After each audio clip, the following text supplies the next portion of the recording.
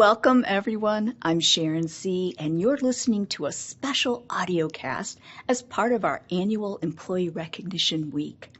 Today's focus is on our value of leadership. Joining me is Carolyn Hafner, Associate Vice President and Chief Human Resources Officer. Hi, Carolyn. Hi, Sharon. Thanks for joining me today. Well, thank you for having me. This is such an honor.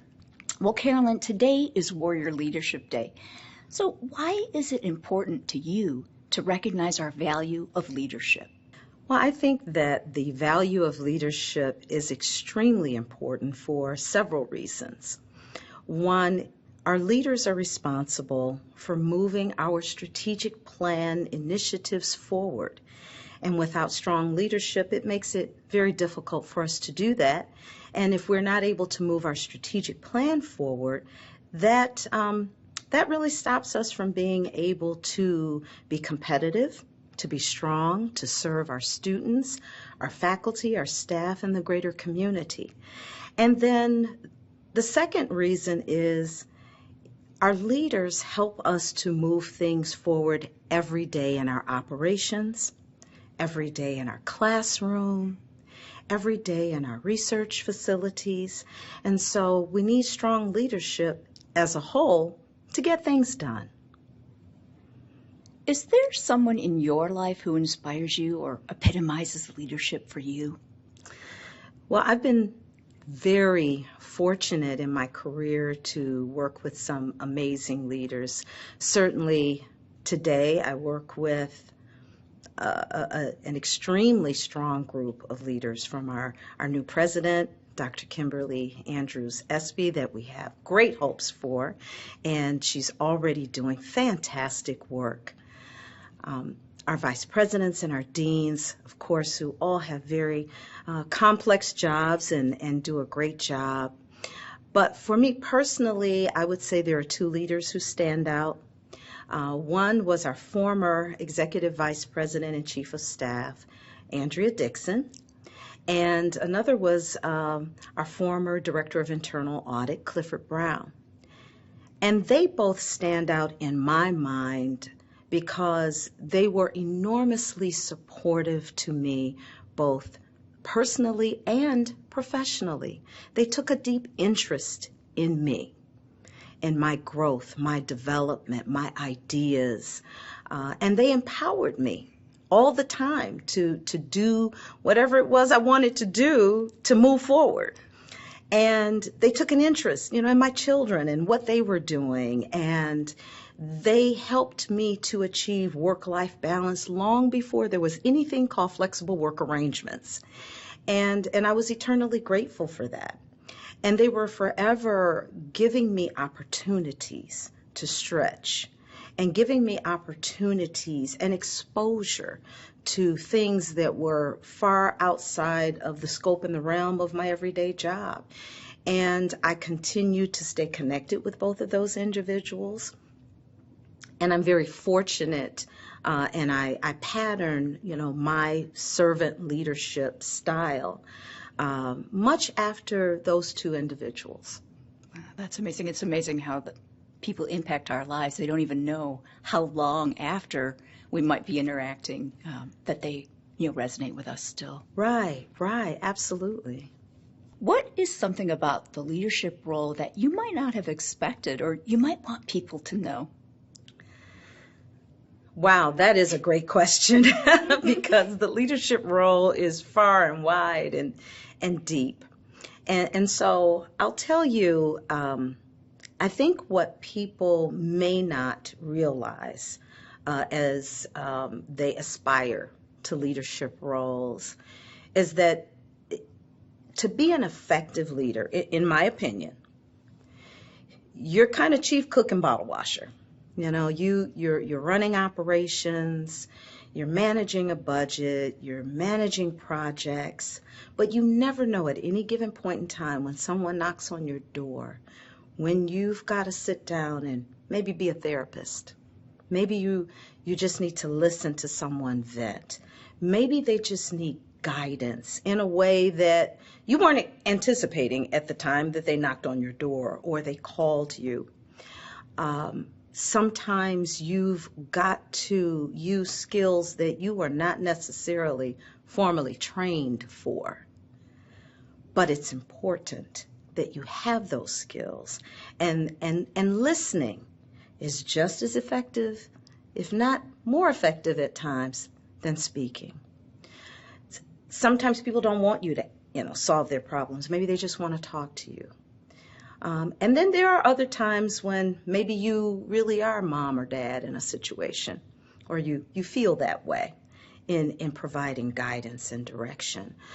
Sometimes you are giving guidance in a realm of areas that have nothing to do with what you do for your particular job. And so I think that if you want to be a leader, you've got to be prepared to serve in that capacity and make people feel welcome to coming to you with whatever they may need to come to you about. I believe that the happy employee is a productive employee. And so if I've got someone on my team that is struggling with something, I would want them to feel that they could come to me and I can help them or support them in whatever way that I can support them so that they can continue to be productive. And I think sometimes we lose sight of that. Oftentimes leaders are just so busy that maybe their team may feel they just don't have time, and so they don't come to them. And I think when we invite that in, we also invite in loyalty, we invite in commitment, we invite in productivity and creativity because my leader cares about me beyond what I can do for the job that day. And when I think of those two leaders that I mentioned earlier, they did that for me. And so I try to do that for my staff so that they know at any given point in time I'm there for them. I read an interesting article. It was called 7 Things About Leadership That Most People Don't Know. And one of the questions was, and this is quote, leadership is like ... and then they filled in the blank. So one of the answers was, leadership is like karate. You never reach the point of knowing all there is to know. It's a lifelong journey. So Carolyn, how would you fill in the blank? Leadership is like ... I would say leadership is like a roller coaster ride.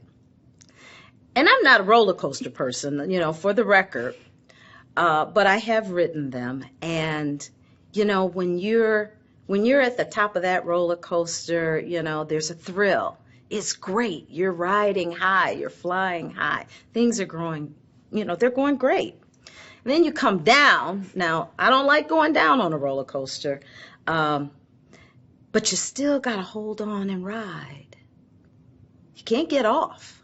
You got to ride, the peaks and the valleys. And you've got to be able to, I think, hold on and ride that roller coaster with the same level of passion in the valleys as well as at the time that you're at the peaks.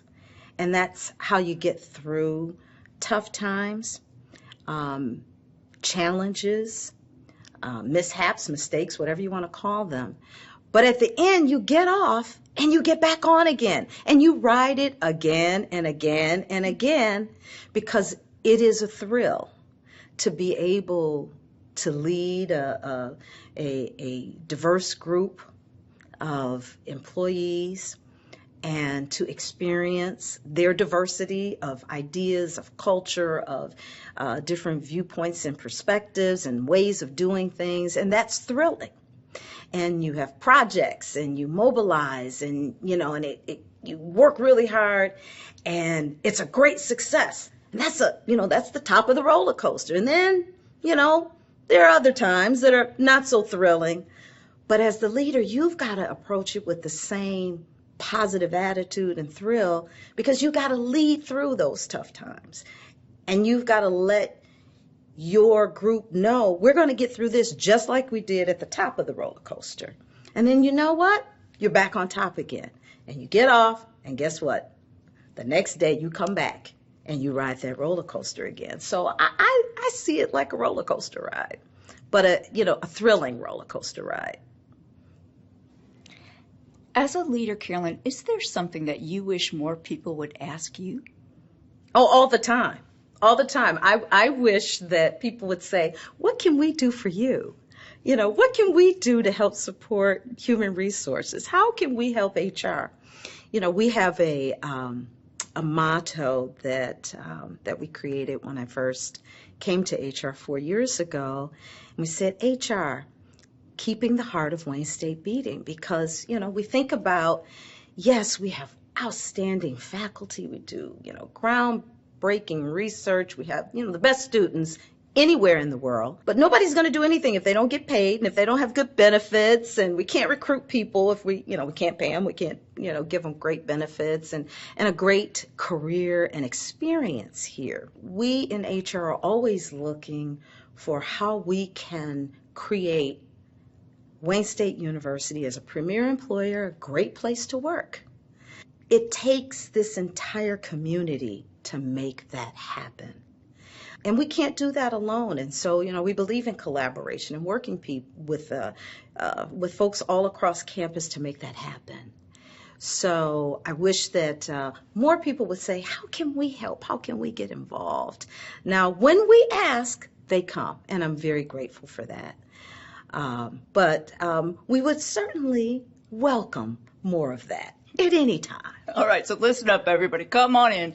Come to Carolyn, come to Pearl Ann and ask, what can we do for you? Yes, right? Absolutely. Okay. President Espy's message to the Wayne State community is, you belong here and you will succeed. Now, how does that guide you as a leader? Well, I'll tell you, I absolutely love her energy. I love that quote. It's in our elevator here in the AAB building. And so I see it every day when I ride the elevator. And what I really like about it and how it really helps encourage and motivate me as a leader is that, as I said, our goal is we're going to make Wayne State a premier employer where people are knocking down our doors because they want to work here because it's such a great place to work. And so to me, that says everyone can succeed. She made that statement at the new student convocation at the beginning of the fall term. But it was resonating to me that everyone can succeed here. When we hire new employees, whether you are a custodian or a groundskeeper or whether you are a brand new president, you can succeed. That this is an environment that embraces people, that gives you the opportunity to grow, to advance, to learn, where your ideas matter, and where you can create a legacy. This is a place, I've been with Wayne State for 29 years. It seems like yesterday because I've had so many opportunities to do great things that make an impact here. This is a place, and when I talk to people who have been here 5, 10, 15, 30, 40, 50 years, what is consistent among their responses of why they stay? I love Wayne State. I felt like I could make an impact. That says to me, you will succeed here. And so whether your goal is to be a vice president or a chair or a dean or a director or to get a degree, to go back to school, to broaden your education or improve or expand your credentials, you can do that here. Our students don't generally come here with a silver spoon in their mouth. And so you can impact students' lives here in a way that you can't do anywhere else. And so you have an opportunity here to create legacy. When you retire, you can say, I did that. And because I was a part of that, Wayne State is better because, and then you can fill in the blank. So I think that it's a great motivational tagline, or however you define it. But I love it, and I'm glad that she said it, and I hope she keeps saying it. All right, we're bringing it back to our week, employee recognition. And one of the ways that we can acknowledge great leadership, our focus for today, is to nominate an individual or a team who really demonstrate leadership excellence. Now, on the nomination form, it reads, here's a quote, "for providing outstanding leadership and achieving optimal results by motivating individuals, recognizing their talents, and inspiring them to accomplish goals. For leading by demonstrating the university's values in the pursuit of personal and professional growth." Now, is there a word or a phrase from that description that really resonates with you? Well, actually, Sharon, yes, there are 3 words. You had to know I was going to say more than one word. I know this because you were instrumental in crafting this statement. So I really love motivating, recognizing, and inspiring. Because those 3 words, in my opinion, move mountains in individuals' lives. You know, when you can motivate someone when perhaps they didn't think they could do something, and you said, "Oh, yes, you can. I know you can, because you did this, or because that was such a great idea, and I really believe you can make that happen." You know, you pour in to them some life that perhaps maybe they didn't have. You give them that motivation, that trust, that confidence that maybe they didn't have. And then you let them loose and they can fly. And so to me, motivating and inspiring does that. And that's how we get our absolute best out of people, by motivating and inspiring them to be their best. Or maybe it's just motivating and inspiring them on a day where they really don't want to be here, or they don't feel well, or they're not happy with a particular work product. And you're like, "Hey, this is great, but you know what I think could make it better? How about this?" And you are instilling in them something that says, you can. And we all need that. And then when I think about recognizing, most people leave jobs, and of course we know there are various reasons, but most people leave jobs because they're not happy with a supervisor. They didn't feel valued.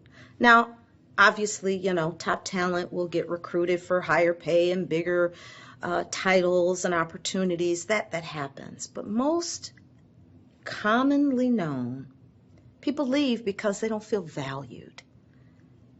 I don't care how much money they make, and I've talked to leaders at various levels in the organization and in their careers.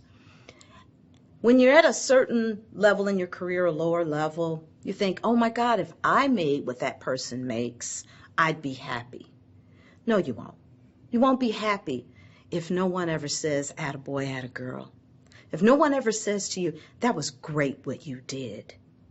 Or, you know, can we all give a round of applause to Sharon because Sharon did a great job with. People value thank you far more than their paychecks. Now, we all have bills to pay. Don't get me wrong. We all love to eat. We all have a lifestyle that we want. And so I'm not trying to minimize the importance of fair and equitable compensation. But what I am trying to maximize is the importance of recognition. And that's why we have Recognition Week, so that we take out the time to recognize people every single day for what we often consider as simple everyday things. But they're not. They're huge. And it's because they're living the Wayne State values that we create a culture that makes us very uniquely different from any other institution in the state or anywhere in the world, because we value our values and we recognize our people who uphold and live and demonstrate those values. So recognition is important. You know, when you walk in someone's office and you see an award and you look at it, it might be from 1995. But that's just how important that award is to them still, that is still on a shelf, or a certificate that's hanging on the wall, because somebody recognized the contribution that they made. So recognition is important, and we can never minimize that. We can never not do that. That's just like not optional. That's required to me, to recognize people and to say thank you and to let them know that what they do every day matters. You know, we spend a lot of years in our lives working. Most of us spend more time on our jobs than we do with our families and our friends. And yet no one ever says thank you. No one ever says, you know what, you look great today. Or, you know, I'm so glad that you were able to push that transaction through for me because you really helped me to do whatever. But we will very quickly say when a mistake is made. We will very quickly nail someone to the cross when something doesn't go right. And yet, for the other 350 days of the year that they did outstanding work, we never say thank you. There is no cost to saying thank you. People will be loyal to you, to your vision, your mission. Whenever you ask, and you can ask anyone in HR, I ask for a lot all the time. But I am so incredibly blessed and fortunate to have people that work on my team. They don't complain no matter what I ask them to do, and I ask a lot. They're always saying, sure, Carolyn, I'm happy to do that. I'll lead that, or I'll work on this committee. You know, as we are rebuilding HR, there's a lot of work to do. And so I don't ever want to not come in here and thank my team for what they do every single day, because they don't have to be here and they don't have to work for Wayne State University. You know, I've got enormously talented people, experts on my team, from my HR administrators who make sure our transactions get in on time, accurately, every pay period, to my directors who deal with any array of personnel matters, issues, guidance, advice, and everybody in between. You know, my HR coordinators, my talent management coordinators, my HR consultants, directors, everybody here works so incredibly hard. And I'm so grateful to have the opportunity to work with them. You know, I'm the grateful one, because I'm the eyeball in the team, as everyone knows. But to be able to say thank you and to say, I really appreciate what you do and what you bring to us each day, that costs nothing. But the return on that investment, it's immeasurable in ways that you just can't even quantify. So, you know, that's why those three words really resonate with me. And I hope that they will resonate with other leaders, no matter what level of leader you may be. As we wrap up our conversation today, is there anything else that you'd like to share that we didn't really cover or talk about? Wow, that's a great question, Sharon. You know, I would ask leaders to really take a hard look in the mirror and really dig down deep and say, what do I need to do to be a better leader? You know, oftentimes leaders are, what can I do to get my team to be more productive? What can I do to get this person to do this? And what can I do to get this person to do that? So I'd like to turn it around to say, what can we as leaders do to be better leaders for our teams, such that we could be more supportive, we could be more empowering, we could be more grateful, we could train and coach a little more or listen a little better, whatever it may be, to get what we need from folks. You know, so I would say, you know, a little deeper self-assessment, a little more servant leadership. I have found those types of things to have been enormously fulfilling for me as a leader. And I have found a little bit of introspection is always good. If you're willing to say to yourself, I really could be better if I did this or I did that. I really could be more effective if I did whatever. And so I would ask leaders to just take a little few minutes in the mirror and say, what can I do to be a better leader?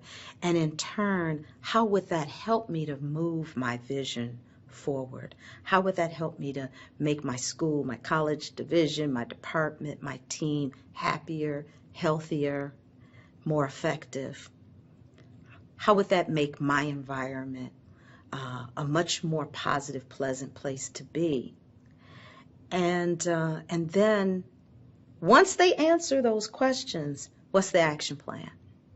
Because, we can look all day, but if we're not going to put any action to it, then we're not going to get the outcomes. And I'm big on outcomes. So, how can we be a great place to work by being better leaders and making this a happier, healthier place to be? So everybody wants to be here, and they're just dying to get in. All right, well, that went by so fast. I don't know about for you, but we've reached the end of our audiocast today. So to our audience out there, thank you so much for joining us. And thank you, Carolyn, for taking time to celebrate warrior leaders across our campus. Well, thank you, Sharon. I have so enjoyed this, and I hope that everyone has enjoyed Employee Recognition Week.